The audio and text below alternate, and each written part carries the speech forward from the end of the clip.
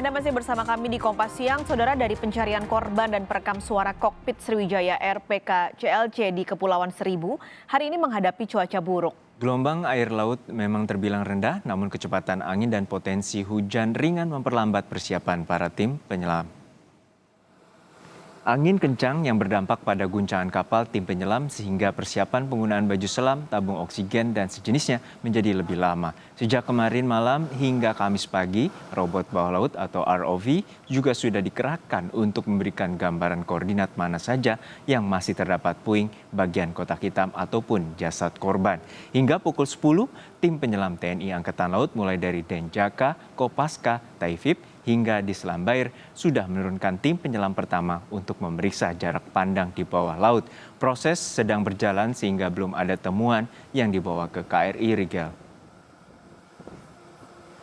Dan untuk mengetahui informasi terkini pencarian korban dan CVR dari Sriwijaya Air PKCLC, kita segera bergabung dengan jurnalis Kompas TV Diana Valencia di KRI Rigel yang berada di titik lokasi pencarian. Diana, hingga hari ini bagaimana proses pencarian, dan kita tahu ini adalah hari terakhir waktu perpanjangan kedua pencarian baik puing, korban maupun CVR. Lalu seperti apa kendala maupun strategi pencarian dari CVR maupun jasad korban di hari terakhir ini? Ya Juno, kalau untuk strategi sebenarnya hari terakhir ini masih soal upaya memaksimalkan dari teknologi yang dimiliki oleh KRI Rigel dan juga keahlian dari tim penyelam TNI Angkatan Laut. Karena kalau dari KRI Rigel sendiri ini ada setidaknya dua teknologi yang paling banyak digunakan, yakni ini adalah ROV ataupun robot bawah laut yang bisa mendokumentasikan sekiranya memfoto begitu bawah laut sehingga bisa diketahui gitu maksud kami bagian-bagian mana saja yang sekiranya sudah diselami, sudah disisir, sudah dicari, ataupun apakah masih ada bagian-bagian lainnya yang masih belum dicari ataupun ada tumpukan puing begitu.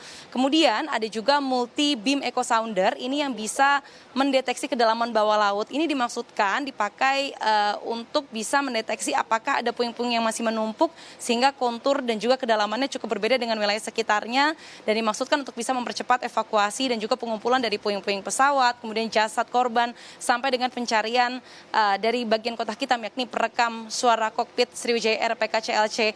Kemudian kalau untuk tantangan tadi juga sudah Anda sebutkan sebenarnya Juno, ini posisinya memang gelombang cenderung rendah yakni sekitar 0,6 sampai dengan 1 meter saja. Tapi justru kecepatan angin ini yang menurut BMKG ini cukup tinggi begitu, yakni 2 knot sampai dengan 14 knot, yang apabila kita konversikan ini seperti kita mengendarai kendaraan bermotor dengan kecepatan 25 sampai dengan 35 km per jam.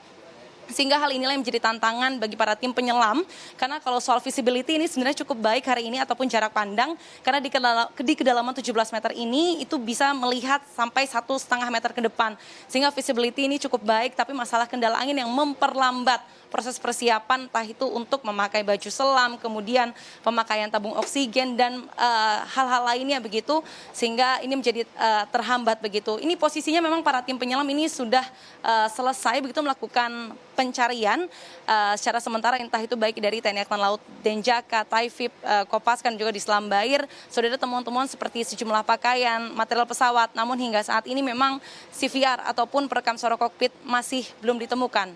Juno.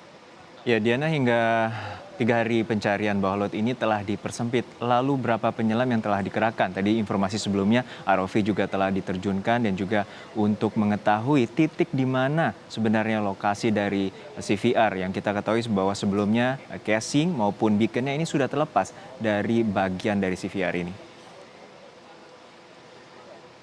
Ya benar sekali Juno, memang bagian beacon ataupun yang bisa memancarkan sinyal ini sudah terlepas dari CVR, sehingga ini menjadi tantangan tersendiri bagi para tim penyelam terutama dari TNI Angkatan Laut yang mereka harus mencari secara manual begitu, harus mengorek lumpurnya, meraba satu persatu sekiranya apakah ada kepingan ataupun khususnya bagian memori dari perekam suara kokpit ini.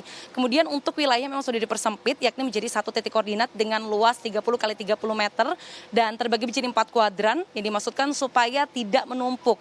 Kalau untuk penyelam yang diturunkan ini sekitar 2 sampai 3 penyelam dalam satu kuadran supaya ini tidak banyak orang yang menumpuk di satu titik sehingga justru malah memperkeruh air dan justru memperpendek jarak pandang. Juno. Baik, hingga saat ini upaya pencarian hari terakhir perpanjangan kedua masih terus dilakukan untuk mencari CVR maupun puing hingga jasad korban di titik lokasi yang telah ditentukan oleh tim TNI Angkatan Laut. Terima kasih rekan Diana Valencia dari KRI Rigel melaporkan untuk Kompas Siang.